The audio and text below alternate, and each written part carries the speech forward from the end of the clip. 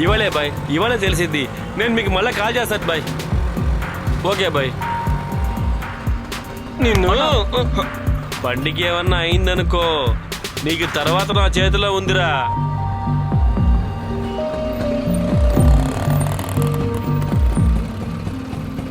అతను డీసెంటేరా, అతనితో పాటు వచ్చిందే అదే గజ్జల గుర్రం.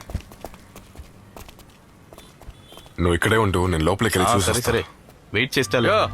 అక్కడేం చేస్తున్నావయ్యా? బండి అంతా తర్వాత చూసుకోవచ్చు, నువ్వు ముందర లోపలికి పద.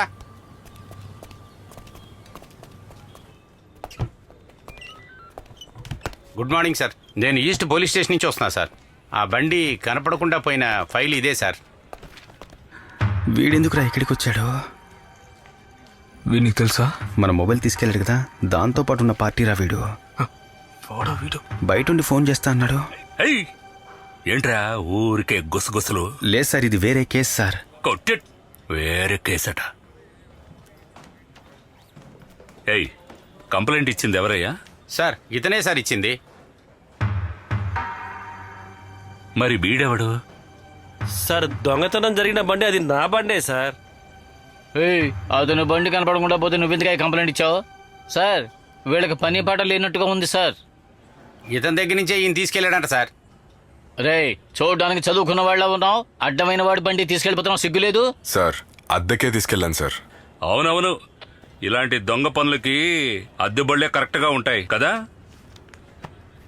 వెళ్ళి వాళ్ళని తీసుకురావయ్యా.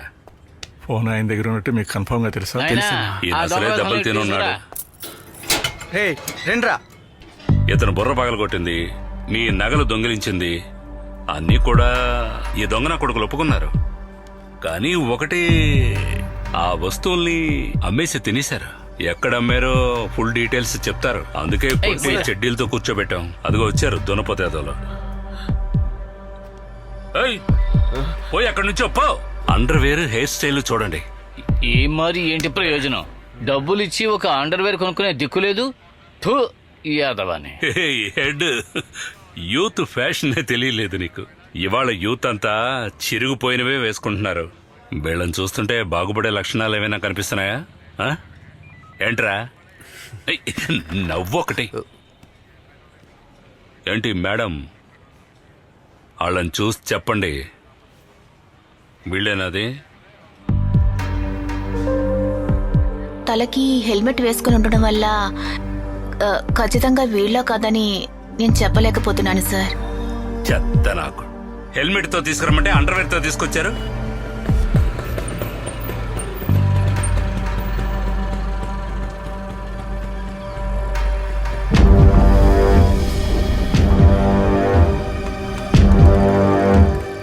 ఊరికే హెల్మెట్ పెట్టుకున్నాడు, మొహం తెలియలేదని కథ చెప్పారు అనుకోండి, కోర్టులో కేసు డిస్మిస్ చేస్తారు సార్. అందువల్ల నేనేం చెప్తున్నానంటే, తెలిసిన విషయాన్ని తెలివిగా చెప్పాలి. అర్థమైందిరా? సార్ డాక్యుమెంట్ తీసుకుని ఒక లేడీ వచ్చాడు సార్. రమ్మను. రండమ్మా. ఏంటింత లేటు? సార్ ఇతను కంప్లైంట్ ఇచ్చేటప్పుడు ఈ అమ్మాయి కూడా వచ్చింది సార్. వీడేంటి ఇక్కడున్నాడు? గజ్జల గుర్రం ఇక్కడికి కూడా వచ్చింది. మావా సూపర్ ఫిగర్ కదా. రే తిక్కలోడా, ఈ గజ్జల గుర్రమేరా సలీం భాయ్ మొబైల్ పట్టుకెళ్ళిపోయింది. ఏమైందిరా? నువ్వేం టెన్షన్ పడుకో. మొహం దాన్ని చూసిన వెంటనే కడిగారు అనుకున్నాను రక్కని ఇక్కడికి వచ్చి ఇరుక్కుంది. అన్నా ఆ ఫోన్ తనే హెడ్, సార్ నువ్వే దీన్ని చెక్ చేసి వీళ్ళని పంపించేయి. సరే sir. Head sir, charge sheet రాసేటప్పుడు క్లోజ్ చేయకుండా ఉన్న అన్ని బైక్ కీస్ ని కలిపి రాయాలి. సరే సార్. ఈ చెడ్డీ బాయ్స్ జీవితంలో బయటికే రాకూడదు. అర్థమైందా? సార్ మనం ఎంతగా ప్రయత్నం చేసినా ఇలాంటి సన్నాసిగాళ్లను విడిపించడానికి చాలా మంది రౌడీలు బయట నుంచి వస్తూ ఉంటారు సార్. వాళ్ళు అసాల్ట్ గా వచ్చి అలాగే తీసుకెళ్లిపోతారు సార్.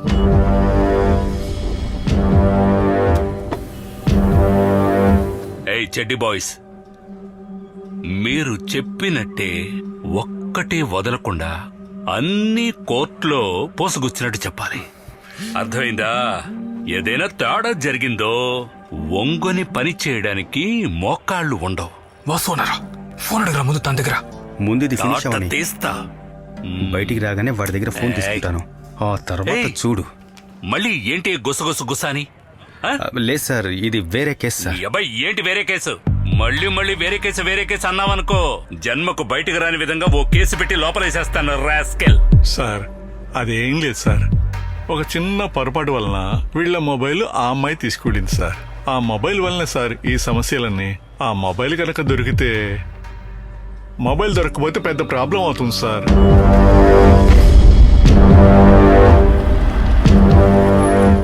ఏమ్మా, మొబైల్ తీసుంటే నువ్వు వాళ్ళకి ఇచ్చేయచ్చు కదమ్మా. అయినా నీకు మొబైల్ కొనివ్వడానికి చాలా మంది ఉంటారు కదా.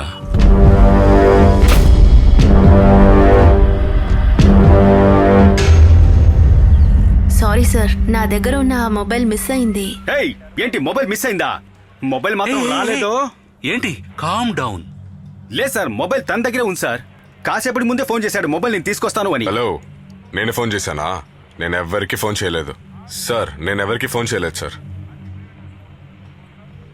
No sir, what is said is true. I have lost the phone.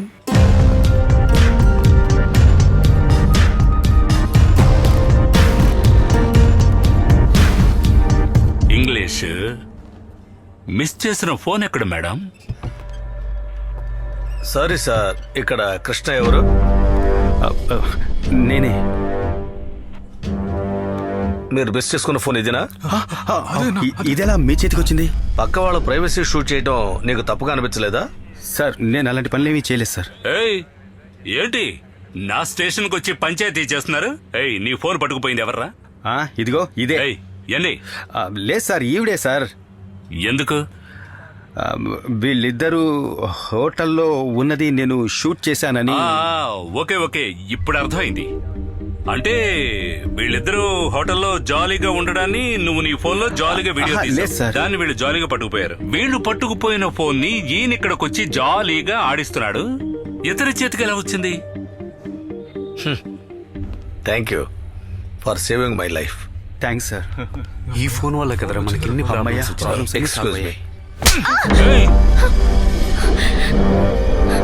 ఏంటి నా స్టేషన్ కు వచ్చి నా ముందే ఈ అమ్మాయి మీద చేసుకున్నావు? Who are you? She is my wife.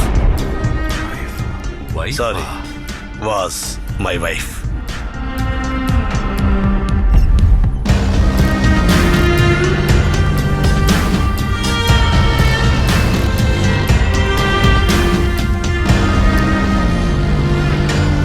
చూసావా, ఇదే అలాంటి కేసు. మన లిమిట్ లో రాదు. ఇలాంటి వాళ్ళని గోబ పగిలిపోయేలా కొట్టాలి. చెప్పా. ఏయ్, ఏంటా చూపు?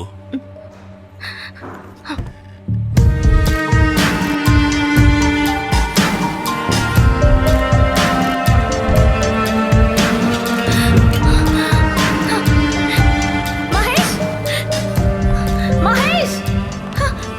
గుట్టుకు సంబంధించిన కేసులన్నీ ఇక్కడే ముగుస్తున్నాయండి. అలాగే వీళ్ళ తరువాతి ప్రయాణం కొనసాగుతూనే ఉంటుంది. ఈ రీతా జీవితం ఒకవేళ డైవర్స్ వరకు వెళ్ళొచ్చు, లేకపోతే మహేష్ అన్నిటినీ మర్చిపోయి తనని ఏలుకోవచ్చు.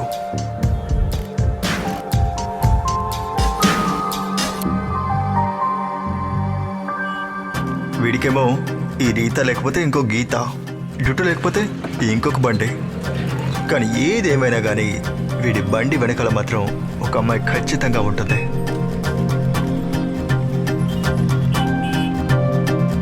ఇక మీదట ఈ కుర్రాళ్ళ జీవితం కోర్టు, జైలు అంటూ వెళ్ళి చేసిన తప్పు గ్రహించి ఖచ్చితంగా వాళ్ళలో మార్పు వస్తుంది. అలా గనక మీరు అనుకున్నారంటే అది చాలా పెద్ద తప్పు.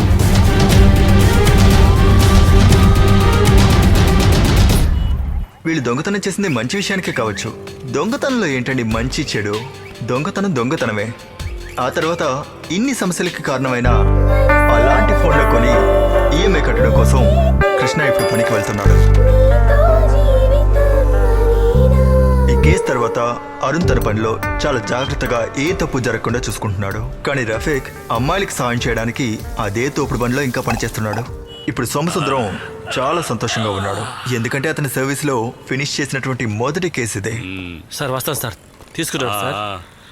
ఏయ్, ఇక పైన బండి అద్దెకిచ్చేటప్పుడు కొంచెం చూసి ఇవ్వు. అలాగే సార్. అర్థమైందా? లేదంటే పోలీస్ స్టేషన్ ఎక్కి ఎక్కి బరువు తగ్గిపోతావు. పో. మోహన్ చూడు. రోజు నుంచి డుట్టు పయనించబోయేది సల్మాన్ ఖాన్ లా ఉన్నాడే ఇతనితోనేనండి. ఎందుకంటే ఈ బండి ఒరిజినల్ ఓనర్ ఇతనే. ఈ బండోడిని ఎంతో కాలం మొయ్యక్కర్లేదు, ఎందుకంటే నన్ను మళ్ళీ ఎత్తుకుపోవడానికి ఎవడో ఒకడు వస్తాడు. వాడు వచ్చే వరకు చూస్తా. ఆ వచ్చేవాడు ఇలాంటి ఫిగర్లతో ఉండేవాడు.